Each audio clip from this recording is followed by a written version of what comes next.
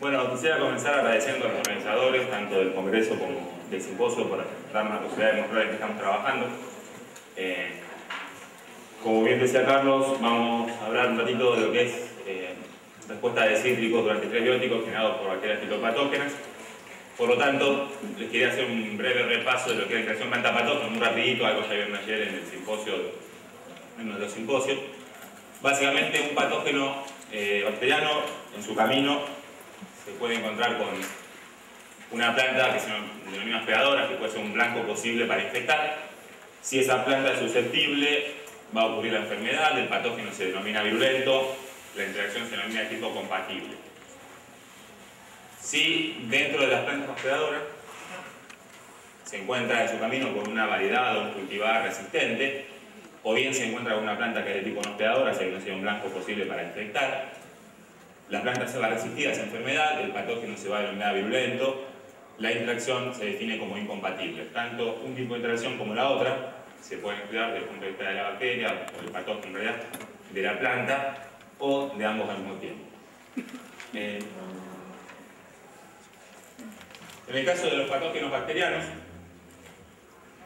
la interacción se puede ir como en tres etapas. Una primera etapa, la planta reconoce ciertos patrones típicos de las bacterias, como ser el flagelo, esto desencadena una respuesta que se denomina tipo basal. En una segunda instancia, la bacteria patógena logra inyectar a través del sistema de secreción de tipo 3, lo que se denominan efectores, que bloquean esta cascada de señal y de esa manera puede infectar el tejido. Y en el caso de las plantas que son resistentes o las no hospedadoras, presentan receptores para estos efectores, lo cual va a desencadenar una segunda respuesta de resistencia denominada EPI. Bueno, en nuestro caso, trabajamos con las plantas de cítricos, que ustedes conocen. ¿Por qué con los cítricos? Hay varios motivos. Es uno de los frutales más importantes a nivel mundial. Se puede considerar como una planta leñosa que podría llegar a ser un modelo para el resto de las leñosas, que no son muy estudiadas en general. Y bueno, en el caso particular, Argentina es séptimo o octavo productor a nivel mundial y uno de los principales exportadores de frutos, sobre todo frutos frescos. ¿Con qué patógeno? Con Xanthomonas citris o especie citri. Lo voy a mencionar como XCC además porque es un poco largo el nombre. El tipo A, una bacteria negativa, tiene una pigmentación amarilla típica, genera lo que se denomina la acantrosis asiática de los cítricos, es una enfermedad que es endémica en Argentina de la década del 90 más o menos, y que hasta el momento no se conoce ningún cultivar de cítrico que sea resistente a esta enfermedad. Consecuencia de la enfermedad, caída de hojas, caída de frutos y sobre todo restricciones fitosanitarias al momento de exportar, que como les decía en el caso argentino, esto es un problema muy grave.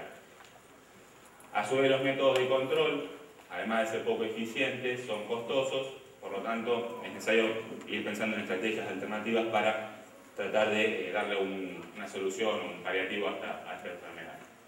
Dicho esto entonces, el modelo con el cual trabajamos, retomando lo que decía antes, como patógeno XCC, planta hospedadora de cítricos, particularmente trabajamos mucho con naranja, con Citrus sinensis, se genera la enfermedad, interacción de tipo compatible, y como lo que me interesaba, como decía recién, es buscar alternativas, lo que me interesa es buscar alternativas a resistencia a esta enfermedad, o por lo menos tolerancia, a través de una interacción incompatible. Quisiéramos trabajar con este modelo, pero ¿qué pasa? No hay ningún cultivar, como se decía recién, que sea resistente a esta enfermedad. Ante esta situación, planteamos como estrategia utilizar a la naranja o al cítrico como planta no hospedadora, para lo cual teníamos que enfrentarlo con un patógeno que sea, por lo menos a priori, avirulento. Elegimos de esta forma trabajar con un pariente de XCC, Xanthomonas xenopodis o campestris, patógena vesicatoria, que es una bacteria patógena de tomate y de pimiento, que bueno, lo voy a mencionar como XCB ahora más. Dicho esto entonces, nos planteamos como objetivos, en primer lugar, confirmar que esta interacción, que uno definiría como incompatible, a través de distintos tipos de ensayos entre naranja y XCB, y posteriormente realizar un análisis a nivel transcripcional desde el punto de vista de la planta, comparando en una situación de respuesta de defensa, comparado con la enfermedad. La primera parte entonces, la caracterización de la interacción. Hicimos distintos tipos de ensayos. Lo primero que más es un ensayo fenotípico, se observa al momento que inocula las hojas con la bacteria. Pudimos observar la necrosis, que poco difícil de ver, como se puede observar aquí, y que aparecía entre 24 y 48 horas, o sea, un poco menos violenta y un poco más tarde de lo que generalmente se ve. Para confirmar esto a nivel celular o histológico, realizamos cortes y tinciones y pudimos observar que, bueno, se confirma el patrón que se veía porque vemos una gran distribución del tejido y una gran cantidad de lisis celular en el mesófilo. Esto es tejido de hoja, ¿no? Inoculados, este es el caso de XCB comparado con XCC y con el control. De esta manera confirmamos entonces lo que veíamos a nivel macroscópico. Observamos el patrón de la interacción de la bacteria en hoja a través de curvas de crecimiento, donde podemos observar que para dos inóculos iniciales de XCB la misma no solo que no crece, sino que empieza a decrecer con el tiempo hasta que llega como una especie de platón. Y por último hicimos dos ensayos bioquímicos, uno que es la detección de la presencia de especie reactiva del oxígeno, que es característico de respuesta de defensa, en este caso a través de tinción con diaminobencidina, podemos observar peróxido de hidrógeno con una tinción, con una coloración roja, como se puede observar para los dos inóculos de XCB, esto a aproximadamente las 4 horas post-infiltración o post-infección. Y el segundo es la observación de ruptura de membrana celular a través de la medición de liberación de iones, donde pudimos observar que en XCB, que es esta curva que se ve acá, entre las 4 y las 8 horas aparecía un aumento significativo de la liberación de iones, por lo tanto indicativo de la ruptura de membrana celular. Con todos estos resultados, fenotípicos, histológicos y bioquímicos, podemos confirmar entonces lo que uno sospechaba de antemano, ¿no? De que esta bacteria iba a generar una respuesta de defensa por parte de la planta. Teniendo entonces ya un poco el modelo caracterizado, pasamos a la segunda parte, que es el análisis de traqueostoma. Lo realizamos inoculando plantas en cámaras en condiciones controladas, en hoja, con las dos bacterias de la solución control o el carrier. El cultivar que utilizamos es Valencia latte, de naranja. Hicimos las extracciones a las 8 horas post-infiltración y sometimos estos RNA a un ensayo de microarrays utilizando una matriz desarrollada por un consorcio español a través de un convenio que teníamos con un grupo valenciano que voy a mencionar al final. Bueno, lo que obtuvimos es, en resumidas cuentas, esto, un gran número de genes diferenciales. La matriz tenía más de 30.000 genes, bueno, obtuvimos más del 10% de genes que presentaban expresión diferencial. Cuando comparamos las 3 comparaciones posibles, ¿no? Cada bacteria con el control y las 2 bacterias entre sí. Para hilar un poco más fino, nos interesaba quedarnos con aquellos genes que presentan expresión diferencial entre las 2 bacterias, porque queríamos comparar el patrón de enfermedad con el de resistencia, o de resistencia con la enfermedad en realidad, y dentro de esto particularmente, de todo este subgrupo, con aquellos que se diferencien entre XCB y control, porque le estábamos apuntando a la parte de resistencia, ¿no? A pesar de que nos quedamos con estos subgrupos, seguimos teniendo un total de unos 1.400 genes con expresión diferencial, lo cual, en el momento de trabajar, si uno quiere ver uno por uno a qué puede estar referencia de gen y demás, es un trabajo demasiado laborioso y es muy difícil llegar a un resultado concreto. Entonces, tuvimos 2 estrategias en este punto. La primera fue encargarlo más desde el punto de vista biológico, por eso la llamé primera aproximación, donde fuimos a buscar grupos de genes que biológicamente a nosotros nos interesen de antemano. Puntualmente 3 pasos. Aquellos que estén relacionados con el estrés biótico, porque queríamos confirmar, ya que tenemos datos a nivel molecular, lo que habíamos visto a nivel fisiológico o bioquímico. Genes que nos permitan, estén relacionados con muerte celular, que nos permitan, en cierto modo, explicar un poco más por qué el fenotipo que veíamos no era tan violento como en el caso de otras plantas, otras interacciones incompatibles mediadas por no hospedadoras, mediadas por respuesta hipersensible. Y por último, factor de transmisión, porque como la idea era encontrar componentes reguladores de la respuesta de defensa, bueno, pensamos que era un buen punto para analizar. Con respecto al primer grupo, obtuvimos 3 genes típicos de respuesta tipo HR, y uno que es relacionado con muerte celular, PAR4 con respuesta de defensa, y RBHD, que es una NADPH oxidasa, que sería la que comienza con la síntesis de especie reactiva del oxígeno a nivel del apoplasto. Estos son gráficos de expresión comparados a los tratamientos, en este caso XCB contra XCC y en este caso XCB contra el control, y vemos que todos ellos están aumentados en esta escala que es logarítmica, ¿no?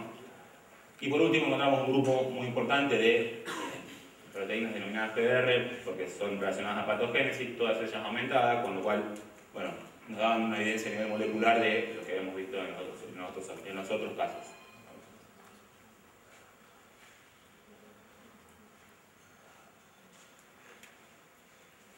Con respecto a muerte celular, encontramos 5 genes que estaban caracterizados en Arabidopsis. Primero 2 canales iónicos cuyas mutantes tenían síntomas reducidos de respuesta hipersensible de muerte celular, con lo cual, al estar reprimidos en nuestro caso, daban un poco de evidencia a favor de que la reacción podía ser un poco menos violenta. El tercero lo voy a mencionar después, me lo salteo ahora. Una proteína denominada CAT1, que al caso contrario de los anteriores, el CAT mutante tenía lesiones que simulaban HR y en este caso está inducido. Y por último, un inhibidor de proteínas de cisteína proteasas, que reducirían la muerte celular también inducido. Con los factores de transcripción encontramos un grupo muy importante, encontramos 58. Bueno, quisimos empezar a ir un poco más fino, 26 pertenecían a familias relacionadas a estrés, como ser respuesta etileno, metacid, MIP o los Gorky. Y después se nos ocurrió hacer un segundo análisis in silico para ver si de estos 58 hay algunos que estén más sobre representados en bibliotecas de IECI de respuesta a estrés con respecto a bibliotecas que no hayan sido obtenidas en estado de estrés. Cuando hicimos ese análisis, siendo bastante estrictos con la parte estadística, con la corrección de Monferrón y demás, nos quedamos con 10 genes de estos 58. Muy resumidamente, obtuvimos la expresión diferencial para 2 Gorky. Uno de ellos ya había sido caracterizado en Arabidopsis como participante de la respuesta de defensa, mientras que el otro no hay evidencia al respecto, o sea que sería novedoso en ese punto. Observamos 2 genes de tipo NAT, de la familia NAT, también uno que ya había sido caracterizado en pimiento, en respuesta de defensa, mientras que el otro, si bien estaba caracterizado en respuesta de estrés en cítricos, no en planta patógena. 2 alelos del tipo de la familia C2H2, similares a un Zinfinger de Arabidopsis, ya caracterizado en respuesta de defensa. Y de los últimos 4, el GATA presentaba homología con un factor de transcripción de tabaco, el cual regulaba otro factor de transcripción en respuesta de defensa, mientras que los otros 3 hasta el momento no han sido caracterizados en planta patógena, en respuesta de defensa patógena. Esto simplemente para mencionarles que como lo que hemos hecho el análisis a nivel transcripcional y por microarray, lo recomendable es siempre que uno valide por otra técnica. En nuestro caso hicimos real time para varios de los factores de transcripción y para algunas de las proteínas de respuesta de defensa y tuvimos patrones no 100% similares, pero bueno, que nos permitían corroborar los resultados obtenidos. Como conclusión de esta primera parte, de esta primera aproximación, podemos decir entonces que la respuesta de cítricos o de naranja frente a XCB era de tipo no hospedadora y sería mediada por respuesta hipersensible o HR, que es un tipo de respuesta no host. La presencia de ciertos genes relacionados con muerte celular nos permitiría hipotetizar acerca del tipo de respuesta no tan violento, lo cual sería novedoso porque si bien es efectivo, porque la bacteria no logra crecer, no logra infectar, los efectos deleterios no son tan nocivos, digamos, efectos colaterales. Y por último, obtuvimos un grupo de factores de transcripción candidatos a regular esta respuesta de defensa, lo cual, si uno pensaría en el futuro, se podrían utilizar en estrategias de mejoramiento para reducir las enfermedades, incluida la cancerosis.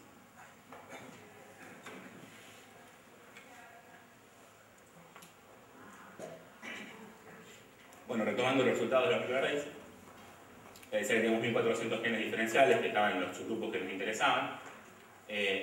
Los que les decía recién analizamos unos 60, 70, o sea que nos quedaban unos cuantos. Entonces nos planteamos la opción de decir, bueno, a ver, retomemos eso a ver si encontramos algo que realmente sea de interés. ¿Cómo? ¿Cómo hacemos? Bueno, pensamos en una segunda aproximación que es más teoría estadística que biológica, porque lo que uno hace es ver si hay sobrerepresentación de ciertos grupos de genes o familias de genes o categorías de genes entre los genes expresados diferencialmente comparados con el genoma.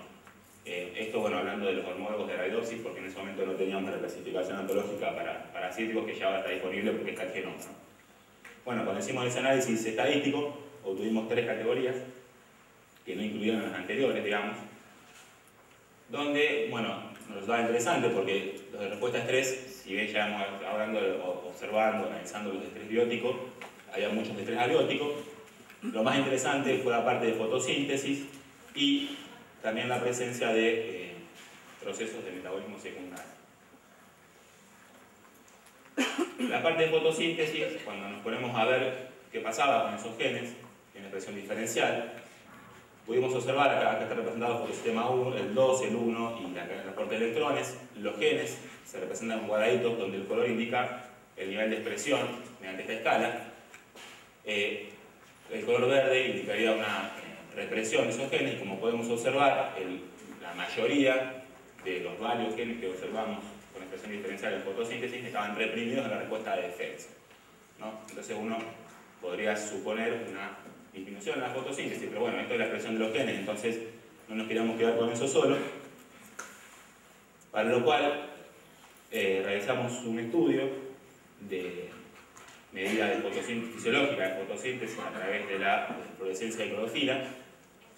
Uno mediante esos estudios obtiene una serie de parámetros que nos permitieron concluir básicamente que habría daño en la respuesta de defensa a nivel del fotosistema 2, una disminución en la cadena de transporte de electrones y una sobrereducción en el pool de plastoquinones. O sea, básicamente hay daño en el fotosistema 2 en la respuesta de defensa como mecanismo de respuesta de defensa y sobrereducción de la cadena de transporte de electrones.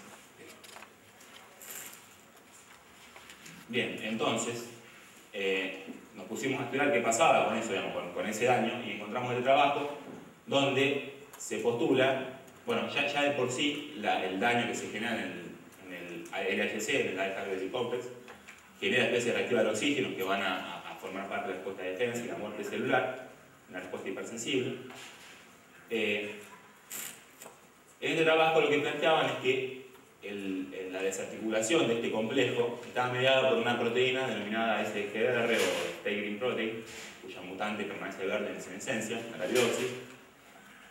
Cuando vamos a mirar los resultados de microarray, observamos que hay dos alelos representados, pero que no cambiaban su expresión en la respuesta de defensa. Esto no quiere decir que en el caso de naranja no estén participando, porque podrían tener una regulación a otro nivel, pero bueno, al menos no tenían una regulación a nivel transcripcional. Perdón. Seguimos analizando y en otros trabajos planteaban que el desmembramiento de este sistema podría estar mediado por la degradación y síntesis de novo de la subunidad D1 del complejo del centro de reacción, ¿no? del fotosistema 2, donde el hecho de que se pueda degradar y sintetizar de nuevo permite que el sistema esté funcionando bien. Y esto está regulado por la degradación de esa subunidad, cuya degradación la llevan adelante una familia de proteasas denominadas FTSH. Nos vamos a fijar en el resultado de microarray y observamos que de 4 alelos posibles, 3 estaban representados y los 3 reprimidos. Entonces, esto nos permitía suponer de que la parte de la distribución del fotosistema 2, la respuesta de defensa, tendría más que ver con este mecanismo que con este. Al momento de la ruptura del fotosistema, uno piensa, bueno, va a haber liberación de clorofilas, fuimos a medir las clorofilas y observamos que, lejos de haber un aumento y una disminución, esto es a un día y a 2 días post inoculación, una disminución significativa en el tratamiento con XCD con respecto al control de XCC. Y entonces la pregunta es, bueno, ¿qué está pasando? ¿Se deja de sintetizar o se empieza a degradar más? En ambos casos, lo que observamos, lo que estaba publicado es que se generan intermediarios tanto en el corte de la biosíntesis como en el inicio de la degradación que generarían especie reactiva del oxígeno y que participarían en la respuesta de defensa. En la parte de degradación, la primera etapa está sintetizada, digamos, está catalizada por la clorofilasa 1 y observamos que la misma presenta una inducción muy importante en la respuesta de defensa. Entonces, bueno, esto ya nos permitía ver que la degradación estaría participando. Y además, observamos que otras dos enzimas que intervienen en la vía catabólica de la clorofila, ACD1 y ACD2, cuyos intermediarios son altamente tóxicos, generan especie reactiva del oxígeno y muerte celular, estaban las dos reprimidas. Esta era una de las que me salté en la parte de muerte celular. En su momento la hemos encontrado muerte celular, bueno, y acá la retomamos. Por lo tanto, lo que estaría ocurriendo es una degradación de la clorofila, pero que se ataca en estas etapas, un aumento de estas especies y un aumento de la especie reactiva del oxígeno. Sumado que encontramos que había dos alelos de las elips, que son como quenchers, digamos, de estos intermediarios en realidad de clorofila, que estaban reprimidos. Eso con respecto a la degradación. Con respecto a la síntesis, bueno, este es un esquema muy simplificado de la vía de síntesis de clorofila. En primer lugar encontramos un alelo representado de la proteína Flu, que es un represor de las primeras etapas de la síntesis. Este alelo estaba reprimido, entonces uno esperaría a priori de que todo esto esté aumentado y por lo tanto haya más clorofila. Pero, ¿qué pasa? Las enzimas que están en la parte inferior de la vía, o final de la vía, estaban todas reprimidas. Encontramos varias enzimas de la síntesis de clorofila que estaban todas reprimidas. Con lo cual uno podría esperar de que, bueno, en realidad esta parte esté aumentada, pero que se esté desviando hacia otras partes, ¿no? Esto es la síntesis de catabirol, podría ser hacia el grupo hemo o cirohemo, pero al menos no habría síntesis de clorofila por este lado, y si se ataca en este punto, estos intermedios también son generadores de especie reactiva del oxígeno. Hasta ahí lo de fotosíntesis, la parte de estrés abiótico, simplemente para mencionarlo, encontramos muchos genes que cambian la expresión, que se definen como participantes de estrés abiótico, proteínas HCP, DNAJ. Lo que más nos resulta interesante, clasificado en esta categoría, son un grupo muy importante de acuoporinas, los canales de agua, donde la mayoría de los alelos que encontramos estaban reprimidos en la respuesta de defensa, y esto puede tener que ver con que la célula está tratando de sacarle agua del apoplasto a la bacteria para que no crezca al momento de defenderse. Pero encontramos un modelo inducido que justo es homólogo a uno de la hidroxis, que sería encargado de permitir el paso de peróxido de hidrógeno, según postura. Con lo cual, bueno, uno podría suponer que el alelo estaría cumpliendo esa función. La parte de metabolismo secundario, una alta inducción, acá la escala está de este lado, el rojo indica inducción en la cantidad de nitropanoides y síntesis de lignina. Cuando hicimos histología al respecto, pudimos observar que en XCB hay un aumento realmente de la concentración de lignina, sobre todo en las paredes de los vasos del xilema. Chequeamos una de las enzimas de la vía, la citinamódico reductasa por PCR, y obtuvimos un patrón similar, o sea, una inducción en el tratamiento con XCB, con lo cual, bueno, un poco tenemos confirmando de que hay una participación activa de metabolismo secundario que tiene que ver con la síntesis de lignina. Dos cositas más que habíamos observado en la parte del metabolismo secundario era represión en las enzimas de la síntesis de caroteno. Cuando nos medimos, vimos que realmente está disminuida la síntesis de caroteno, o la cantidad de caroteno está disminuida en la respuesta de defensa. Y un grupo muy importante de mutaciones transferasas, la mayoría de ellas inducidas por una acción por real time, y se estaría cumpliendo este patrón de inducción. Conclusión entonces de esta segunda parte, de este segundo approach. Dentro de la respuesta de defensa de naranja, en la respuesta no predadora mediada por HR, estaría involucrada la fotosíntesis mediante una caída en general, y a su vez las vías de clorofila con la generación de intermediarios que son tóxicos y generan muerte celular. El grupo de genes relacionados a estrés abiótico nos permitiría decir que hay un entrecruzamiento entre ambas vías de estrés, que también se postula bastante en otras plantas. Y por último, que la respuesta involucra metabolismo secundario, en algo bastante conocido en la respuesta de defensa, disminución en carotenoides y la inducción de un importante número de glutames transferasas.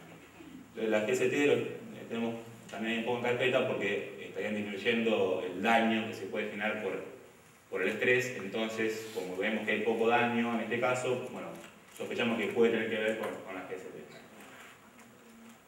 Simplemente para terminar, en los últimos 5 minutos, un poco la perspectiva de lo que estamos trabajando ahora, retomando el modelo de la interacción planta-patógeno-bacteriano. En el laboratorio disponemos de una mutante en el sistema de secreción de tipo 3, este pili, por lo tanto, tendremos una bacteria la cual, además de tener sistema de secreción, no tiene ninguno de los efectores que se secretan por esto, y esto, si ustedes lo miran, es bastante parecido a la respuesta basal, con lo cual tenemos un modelo similar a la respuesta basal en cítricos. Y además de ser similar, uno puede ver expresión de genes que, comparando con la wild type, dependan de la presencia o no de estos efectores del sistema de secreción de tipo 3. Por lo tanto, tenemos este modelo también, el de interacción con la mutante HRP y la wild type. Caracterizamos ya unas cositas de la interacción y realizamos el análisis de transcriptoma. Utilizamos hojas de plantas en cámara, tratamiento a 8 horas post-tratamiento o post-infección, como fue el caso anterior. Cuando vamos al resultado de los microarrays, el número es sensiblemente menor y esto es esperado, ¿no? En la interacción compatible, a tiempos tan cortos como las 8 horas, uno esperaría no un gran cambio en el número de genes.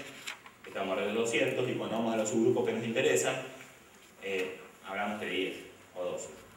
Entonces, bueno, esta lista de genes simplemente lo estamos analizando, algunos candidatos que pueden resultar interesantes, pero está todo ahí, lo tenemos en procesamiento. Y el segundo modelo, el que tenemos también en marcha, es de interacción de tipo de enfermedad, ¿no? Pero cambiamos la planta, pasamos a trabajar con pomelo, que es la especie más susceptible dentro de los cítricos a la acantrosis, cambiamos el tejido, pasamos a trabajar con frutos. Además cambiamos la técnica, en vez de usar microarray para hacer la expresión diferencial del tejido de planta, de la corteza de los frutos, estamos utilizando RNA-seq. Y además, al trabajar en frutos no podemos trabajar en cámara, porque no logramos que las plantas que mantengan la flor y lleguen al fruto. Pasamos a trabajar en condiciones de campo, lo cual tiene su punto de vista interesante, más allá de que es más laborioso, por el hecho de que son condiciones más parecidas a lo que ocurre en el campo realmente, ¿no? Y en el tejido que después se comercializa. Esto implicó poner a punto las infecciones, que no teníamos puesto a punto, hay todo un trabajo. Las muestras las tomamos, como decía, de corteza, al día, a los 3 y a los 5 días, que ese tiempo es un poco más largo de lo que habíamos hecho para microarrays. Y el análisis de RNA-seq obtuvimos en un primer pantallazo unos 800 genes con expresión diferencial, considerando todas las comparaciones posibles, ¿no? De todos los tiempos post-tratamiento, los cuales ya tenemos una primera clasificación funcional de algunos grupos que pueden resultar interesantes. Igual esto nos estamos sometiendo a nuevos análisis con otros programas y demás. Bueno, por último, la gente que ha participado en este trabajo, la doctora Elena Avellano, que es la directora del grupo, Silvana Pechel, Elena Botón y Elena Casu, son investigadoras y becarias postdoc del grupo. Gran parte de estos resultados lo realizó la licenciada María Soledad Romero en su tesina de grado, que la pasó conmigo. La mutante HRP es del doctor Germán Dunker, que está trabajando en San Pablo, en Brasil. Bueno, y lo que decía el microarray fue gracias a un convenio que establecimos con el grupo del doctor Talón y Tadeo en el Instituto Valenciano de Investigaciones Agrarias, que nos permitió usar la plataforma, y la verdad que fue una colaboración muy productiva. Bueno, y eso es todo.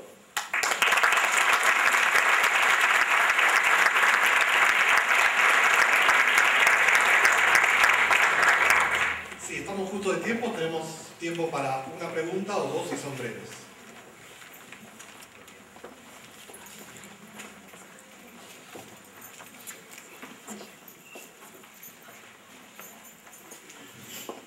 Cuando haces estos estudios, sí. Vos señalaste que lo hacen con la idea de algún tipo de mejoramiento en algún momento. Quiero que me expliques eso. ¿Cómo está pensado ese mejoramiento para incorporar esto que vos encontraste? Bueno, esto es un tema, porque sí, el mejoramiento clásico en cítrico es muy complicado, o sea, las cruzas y eso que se usan para los cultivares más conocidos comercialmente es casi impracticable. Uno pensaría en una estrategia de transgénica, lo cual tiene también sus problemas, ¿no? Porque también la transgénesis, más cuando se exporta la mayor parte de los frutos a Europa, crea toda una cuestión. Estamos en esta etapa, estamos pensando en empezar a ver si iniciar algún gen como para una forma transiente, porque también la transformación genética en cítricos también es más laboriosa en la arabiosis, ¿no?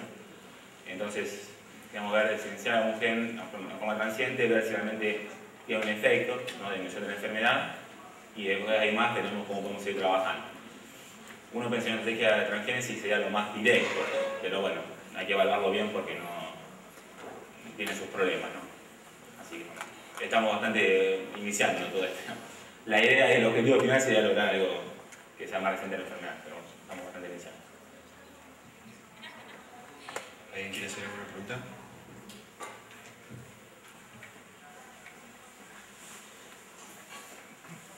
Un comentario y una pregunta. El comentario que en realidad en Europa lo que se está empezando a hacer es trabajar con mutante stealing para evitar las legislaciones europeas. Y en ese caso la pregunta respecto a eso es si se podría pensar en hacer colecciones de mutante stealing sobre un árbol de frutas. Sí, no sé, sé que con el grupo este con el que trabajamos en Valencia tienen una colección de más de 100 plantas mutantes por deleción completa del fragmento de cromosoma por relación con gamma, ¿puede ser? Me parece que era con gamma. Sí, con gamma. El limitante que teníamos eso es cómo hacemos el screening. En su momento lo hablábamos, decimos, bueno, a ver, vamos a probar con las mutantes que tenemos, a ver si alguna no resulta resistente a la enfermedad, porque, bueno, es alguna parte. De hecho, algún trabajo también he escuchado también que se están publicando. El tema de la es cómo hacemos el screening, porque la bacteria para allá no la podemos llevar, y por cuestiones fitosanitarias, ¿no? Y mucho menos usarla. Y traer las plantas para acá también es complicado. Entonces, la limitante en ese punto, pensamos en alguna estrategia por ahí molecular o metabolómica o algo eso como para decir, bueno, mejor que tengamos algún inicio, pero para eso nos haría falta el resultado de esto. Decir, bueno, si tenemos este gen que realmente es marcador y que sabemos que si no está, la planta no se va a enfermar, quizá con eso podemos ir hacia atrás y chequear las bibliotecas. Y la segunda pregunta es un poco más egoísta porque me interesa a mí, pero con los análisis de RNA-seq que tienen, ¿se centraron solo en los genes codificantes o analizaron todo y tienen análisis de ARN no codificantes? Por eso dije que lo estábamos reprocesando, porque el primer análisis fue sobre la parte codificante. Tenemos una limitante que hicimos pools, que es lo que se suele utilizar para el análisis con la cuestión de los costos. Entonces, estábamos pensando en una estrategia de ver cómo podemos suplir eso, porque viste que te recomiendan algún tipo de, bueno, para expresión diferencial, te recomiendan algún tipo de análisis, dependiendo si tenés pools o no, y demás. Entonces, el primer análisis que hicimos fue trabajando con los pools, o RNCN, y con las regiones codificantes. Pero estamos pensando, empezando y trabajando, Luis Esteban, que no mencioné en los agradecimientos, el que se está encargando de esta parte, que tiene mucha mención de la parte de informática, pensando en estrategia cómo hacer para sobrellevar eso de los pools, a lo mejor hacer un subsampling de la secuenciación, porque tenemos un número de lecturas bastante alto, tenemos más de 90 millones de lecturas por cada muestra. Está bien, son de 50 para bases, pero bueno, está bien igual para el coverage. Entonces, pensando por ese lado de eso, y después una vez que tengamos más claro de eso, porque están un poco de resultados variables con respecto a lo que ya tenemos, pensar en estrategia de buscar zonas que no sean codificantes o que no estén anotadas en el genoma. El genoma de naranja, esto es pomelo, usamos de referencia de naranja, que ya de por sí, si bien es muy parecida, no es la misma especie. Entonces, queremos trabajar un poco más con eso, con la detección de genes que no estén anotados. Y eso es lo que dice el genoma de naranja, está anotado hace un año, una cosa así, no está muy depurado, digamos. Entonces, tenemos muchas chances de que surjan cosas que no se hayan anotado, digamos, como no codificantes o como unión de exones y demás. Pero sí, estamos en eso, digamos. Muy bien, seguimos adelante. Muchas gracias por su atención.